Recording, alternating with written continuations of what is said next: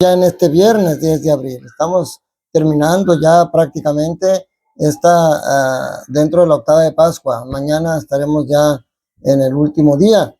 Y bueno, hoy, viernes de la octava de Pascua, seguimos meditando las apariciones de Jesús. Es interesantísimo lo que nos narra los Hechos de los Apóstoles, capítulo 4, versículos 12. Sean bienvenidos a su Rincón del Diácono y juntos vamos a meditar la palabra de Dios. Aquí lo interesante primero es la valentía de Pedro y de Juan, que primero están predicando ante el pueblo, pero luego los apresan ya tarde y al día siguiente los llaman al Sanedrín. Ojo, en el mismo Sanedrín donde Jesús fue condenado a muerte y ante las mismas personas que lo condenaron a muerte, Pedro y Juan dicen con valentía, ese Jesús que ustedes condenaron a muerte está vivo. Él vive y sigue actuando a través de nosotros. Esto es muy interesante porque nosotros a veces somos muy cobardes a la hora de defender nuestra fe. Y Pedro y Juan nos están enseñando que debemos de tener esa valentía. Ahora, fíjense, la valentía en primer lugar y segundo, el poder de convencimiento, el no tener miedo de hablar. Porque cuando hablamos con verdadera fe, es el Señor el que habla y el Señor es el que convence. Por eso dice aquí, ¿se acuerdan que después de la primera predicación dice que unos 3,000 personas abrazaron la fe? Pues ahora, después de toda esta predicación, dice aquí, ya muchos que lo habían escuchado, sus palabras, unos 5,000 hombres habían abrazado la fe. O sea, la predicación es importante. ¿Y de dónde le viene a Pedro y a Juan la valentía y el poder de convencimiento? La clave está cuando los interrogan. Dice, hicieron comparecer ante ellos a Pedro y a Juan y les preguntaron, ¿con qué poder o en nombre de quién han hecho todo esto? Pedro, lleno del Espíritu Santo, dijo, jefes del pueblo y ancianos, puesto que hoy se nos interroga acerca del beneficio hecho a un hombre enfermo para saber cómo fue curado, sépanlo ustedes y sépanlo todo el pueblo de Israel, que este hombre ha quedado sano en el nombre de Jesús de Nazaret. Dice, a quien ustedes crucificaron y a quien Dios resucitó de entre los muertos. O sea, esa es la valentía que en el mismo Sanedrín les dice, ese hombre que ustedes crucificaron, Dios lo resucitó de entre los muertos y sigue actuando hoy, pero es Él el que actúa en persona nuestra. Eso es algo que nosotros tenemos que tener bien claro como católicos. Los santos no hacen los milagros. Pedro lo deja claro, no es por nuestro poder, es en el nombre de Jesús, por quien fue esto. Este mismo Jesús, que es la piedra que ustedes los constructores han desechado y que ahora es la piedra angular. Y nos deja todavía más claro, no son los santos los que hacen los milagros, es Jesús, porque no son los santos los que nos van a llevar a la salvación, es Jesús el que nos salva. Dice, ningún otro puede salvarnos, porque no hay bajo el cielo otro nombre dado a los hombres por el que nosotros debamos salvarnos.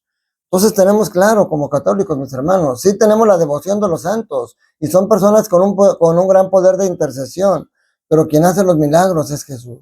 Él es el que tiene el poder de hacer milagros. Pasamos al Evangelio, como les digo, les decía ahorita, sigue narrándonos Lucas a través de los Hechos de los Apóstoles, el poder de Jesús aún después de que murió y resucitó, pero en el Evangelio nos sigue narrando las apariciones. Recordemos que el día de la resurrección, Jesús se les apareció ahí, primero a los discípulos de Emaús en el camino, pero ahí Tomás no estaba y se les aparece y les dice la paz sea con ustedes. Y les enseña, siempre Jesús enseña su cuerpo para que vean que el cuerpo de crucificado es el mismo cuerpo resucitado.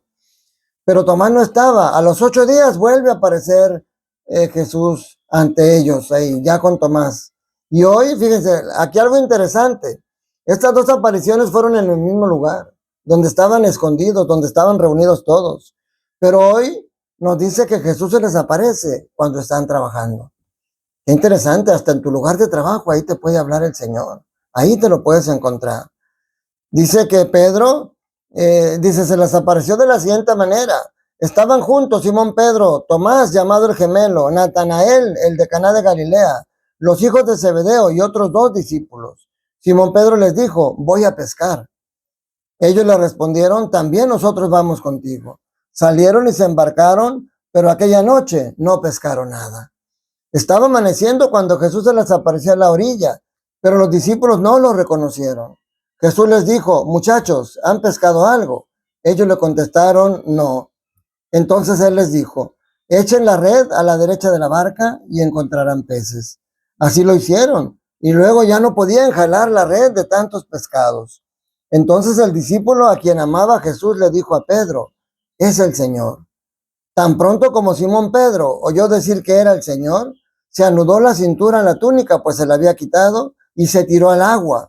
Los otros discípulos llegaron en la barca arrastrando la red con los pescados, pues no distaban de tierra más de 100 metros. Tan pronto como salieron a tierra, vieron unas brasas y sobre ellos un pescado y pan. Jesús les dijo, traigan algunos pescados de los que acaban de pescar. Entonces Simón Pedro subió a la barca y arrastró hasta la orilla la red, repleta de pescados grandes. Eran 153, y a pesar de que eran tantos, no se rompió la red. Luego les dijo Jesús, vengan a almorzar.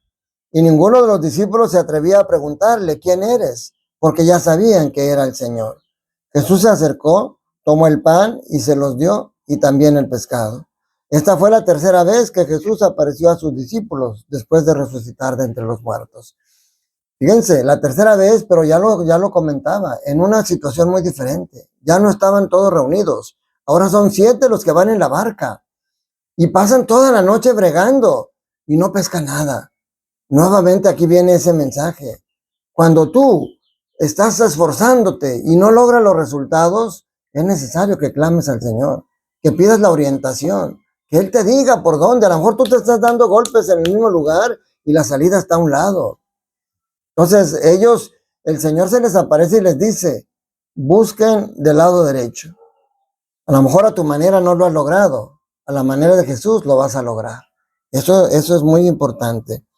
Y luego algo muy interesante, nuevamente, ellos no lo reconocían, no sabían que era Jesús quien les dijo eso, que les dijo, echen la red a la derecha y ahí encontrarán peces. Aquí a lo mejor tienen una disculpa porque dice que había como 100 metros de distancia, o sea, una cuadra más o menos de distancia, y no lo reconocieron. Pero hay una característica que te puede ayudar a reconocer a Jesús, que es el amor. Porque dice que el discípulo amado fue el que dice, el discípulo a quien amaba Jesús le dijo, es el Señor. A través del amor puedes reconocer las señales del Señor y la presencia del Señor en tu vida. Y entonces Pedro se arrancó como siempre atrabancado. Se aventó y se fue nadando a alcanzarlo. Qué hermosa escena de Jesús preparando los alimentos para sus discípulos. Prende el fuego, pone el comal o no sé cómo pondría, pone un pez y les dice, traigan más peces, traigan más pescados. Pone los pescados y luego se los reparte y comen juntos. El Señor preparándoles los alimentos a los discípulos. Es lo mismo que pasa en la Eucaristía, mis hermanos. Cada que vas a misa, es el Señor el que prepara los alimentos para dártelo, pero un alimento más valioso, un alimento que te da vida eterna, un alimento que te da fuerza, algo que no alimenta tu cuerpo, pero alimenta tu espíritu, y ese espíritu es un espíritu de fortaleza. Ojalá, mis hermanos, que sigamos, que esta Pascua nos siga invitando a tener los ojos bien abiertos, pero sobre todo el corazón abierto para reconocer a Jesús, cuando como con los discípulos de Maús se aparezca en el camino platicando con nosotros, o como los discípulos que estaban hoy en el mar pescando, se aparezca a tu lado en el trabajo y te oriente para que seas un trabajador honesto, responsable, siempre trabajando con los valores cristianos, porque es como te va a ir bien en la vida. Que la bendición de Dios Todopoderoso, Padre, Hijo y Espíritu Santo, descienda sobre ustedes, sus familias, trabajos, escuelas, y permanezca para siempre. Felices Pascuas de Resurrección, un fuerte abrazo y un saludo para ti y tu familia.